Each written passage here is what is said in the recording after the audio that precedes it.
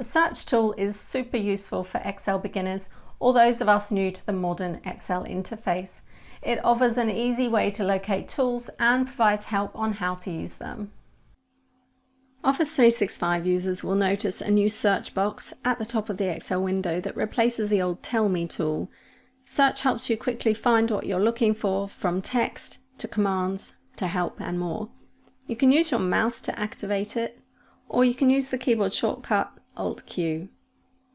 When you activate it, it will present a list of recently used actions, and it may suggest some actions that you might want to take based on what you appear to be doing. If you're using a business edition of Office 365, you'll also see people you frequently collaborate with and files you've recently worked on.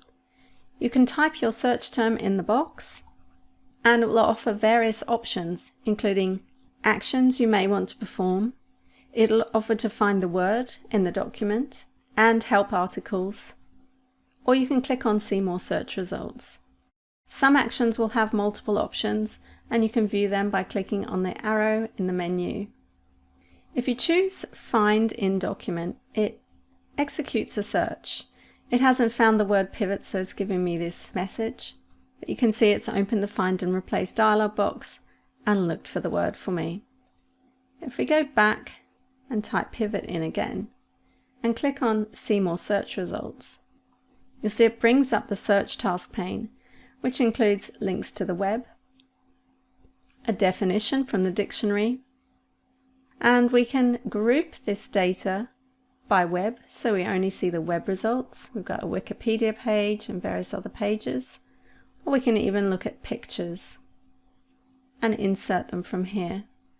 Now you get different results depending on the word or phrase you enter. So if I type in ideas, you'll see it presents the definition of idea. It offers me the ideas tool, which is currently in preview, or it offers me the option to find the word ideas in my document. I can type it in up here, or now that I have the search pane open, I can type it in here and press enter. At the moment I'm on pictures. I can go to web or all. Now, one of my gripes with the search box is the amount of space it takes up, and it results in the file name being squashed. So we can actually control how big it is by going into our options on the File tab, and then under General we can check Collapse the Microsoft search box by default, and I'll click OK. You can see now it's just collapsed to the magnifying glass.